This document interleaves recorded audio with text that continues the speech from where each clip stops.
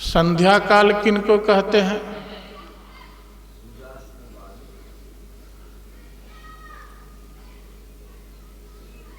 रात्रि का अंत, सुबह का आरंभ, दोनों के बीच का जो समय होता है उसको संध्या बेला कहा जाता है। दिन का अंत, दोपहर का आरंभ, इनके बीच के समय को संध्या बेला कहा जाता है। दिन का अंत, रात्रि का आरंभ, इनके बीच के समय को संध्या बेला कहा जाता है। इस संध्या बेला के समय सबको बैठ करके भगवान के नाम का स्मरण करना चाहिए, सबको बैठ करके ध्यान करना चाहिए, सबको बैठ करके भगवान के नाम का सुमिरन करना चाहिए। सन्यासियों के लिए, ब्रह्मचारियों के लिए 5 वक्त भजन का नियम बतलाया है।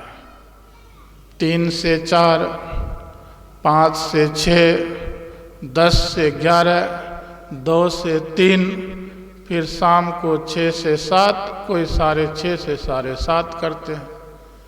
तो इस समय 5 बेला सन्यासियों के लिए, ब्रह्मचारियों के लिए नियम बना है। गृहस्थाश्रमियों के लिए त्रैकाल संध्या का नियम बना है। कम से कम त्रैकाल संध्या अवश्य करना चाहिए। सूर्योदय से पहले 3 से 4, दिन में स्नान के बाद, फिर जब सब काम को करके वापस घर आते हैं तो मुंह हाथ धो करके ध्यान कर लीजिए, स्तुति कर लीजिए, भोजन कर लीजिए, आराम कीजिए। इसी को त्रैकाल संध्या कहा। त्रैकाल संध्या हम आप ही नहीं करते थे, भगवान श्री कृष्ण भी त्रैकाल संध्या करते थे। ब्राह्मे मुहूर्ते उत्थाय वायुर्पस्पृश माधवः दध्यो प्रसन्न करन आत्मानं तमसः परम। भगवान श्री कृष्ण ब्रह्म मुहूर्त में ही उठ जाते, हाथ मुंह पैर धो करके, पवित्र आसन बिछा करके अपने ही आत्म स्वरूप का चिंतन करने लग जाते। उस समय भगवान श्री कृष्ण का रोम रोम आनंद से खिल उठता था। भजन करेंगे तब तो शरीर में चमक आएगी, भजन करेंगे ही नहीं तो शरीर में चमक कहाँ से आएगी। भजन नहीं करेंगे तो शरीर का चमक सूख जाएगी, अब भजन करेंगे तो शरीर में चमक आएगी। भगवान श्री कृष्ण भी बैठ करके संध्या वंदन करते थे, भगवान श्री राम बैठ करके संध्या वंदन करते थे, भगवान शिव जी बैठ करके संध्या वंदन करते थे। तब शंकर देखे उधरी ध्याना, सती जो चरित्र किन्न सब जाना। भगवान शिव जी बैठ करके संध्या वंदन करते थे।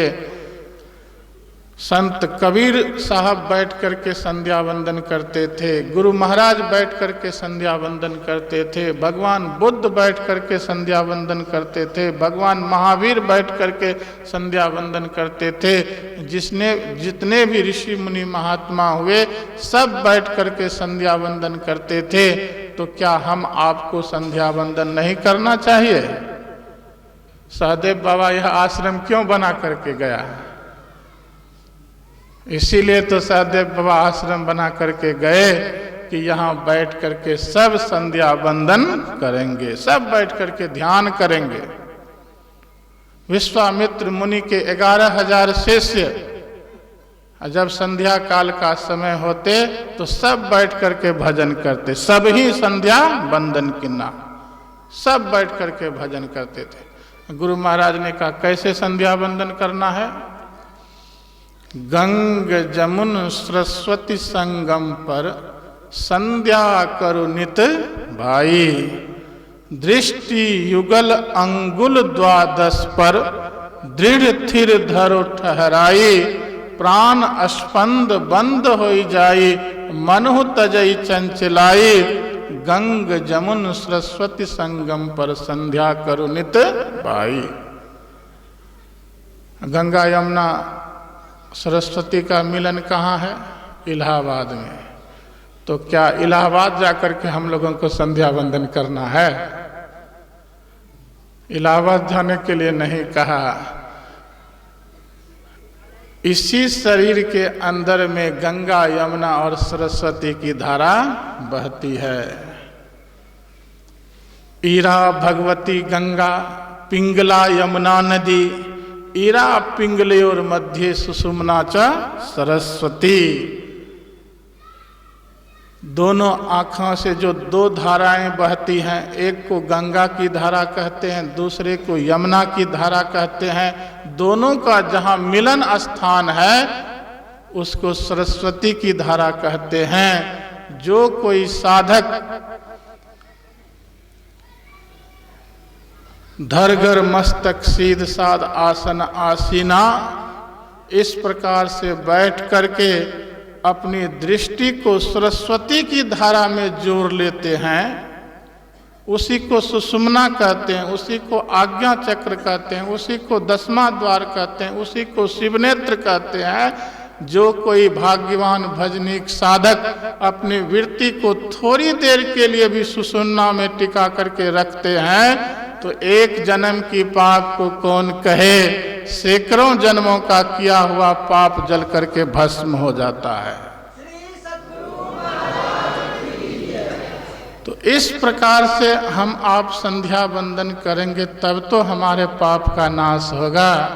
लेकिन पूज्य सहदेव बाबा इस प्रकार से बैठ करके संध्या वंदन करते थे और पापों को नाश करके यहाँ से गए हैं, पवित्र होकर के गए हैं। और इस प्रकार से यदि साधन करेंगे तो संध्या वंदन में वह शक्ति है जो बाहर में नहीं दिखलाई पड़ता, वह भीतर में दिखेगा। जो बाहर में नहीं दिखता है, यदि संध्या वंदन करते करते 9 द्वार से 10वां द्वार में प्रवेश कर गए तो जो बाहर में नहीं दिखता वह भीतर में दिखेगा। आजकल इंटरनेट का कितना बड़ा जमाना है। पूछ लीजिए कि किस गाड़ी में कितनी सीटें खाली हैं, तुरंत इंटरनेट खोल करके देख लेगा कि इस गाड़ी में इतनी सीटें खाली हैं। मोदी जी दिल्ली में क्या भाषण दे रहे हैं, तुरंत इंटरनेट खोल करके दिखला देगा, देखिए मोदी जी यह भाषण दे रहा है, लाइव टेलीकास्ट दिखला देगा। और यदि मोबाइल में पैसे नहीं भरा गया हो तब, अब पैसे भरा हुआ हो और नेटवर्क काम नहीं कर रहा हो तब इंटरनेट चलेगा। लेकिन यदि इस प्रकार से भजन करेंगे, सदगुरु की कृपा से जिस दिन अंदर का इंटरनेट खुल जाएगा, बिना पैसे ही वह इंटरनेट चलेगा, और इतना चलेगा कि कभी खत्म होने वाला नहीं। तो वह शक्ति है संध्या वंदन में, जो बाहर नहीं दिखलाई पड़ता वह भीतर दिखलाई पड़ेगा। तब शंकर देखे उधरी ध्याना, सती जो चरित्र किन सब जाना। भगवान शिव जी ने सती जी के चरित्र को कैसे जाना? भगवान शिव जी ने सती जी को बहुत समझाया, हे सती जी, ये ही भगवान श्री राम हैं। सती जी कहती हैं, जौ नृप तनियत ब्रह्म किमि, ये तो राजा दशरथ के पुत्र राम हैं। और यदि ये भगवान होते तो क्या भगवान ऐसे होते हैं जो अपनी पत्नी के लिए रोते फिरते हैं, जंगल जंगल भटकते फिरते हैं? क्या यही भगवान है? ये भगवान नहीं। भगवान शिव जी ने उनको बहुत प्रकार से समझाया, हे सती जी, मुनि धीर योगी सिद्ध संतत विमल मन जेहि ध्यावहि, कहि नेति निगम पुराण आगम जासु कीरति गावहि, सोई राम व्यापक ब्रह्म भुवन निकाय पति माया धनी, अवतरे वो अपने भगत हित निज तंत्र नित रघुकुल मणि। हे सती जी, जिनका पवित्र मन से ऋषि मुनि महात्मा जंगल में बैठ करके ध्यान करते हैं, वेद नेति नेति कह करके यशगान करते हैं, स्तुति का गायन करते हैं। यही भगवान श्री राम अपने भक्तों का कल्याण करने के लिए मनुष्य के रूप में अवतार लिए हैं।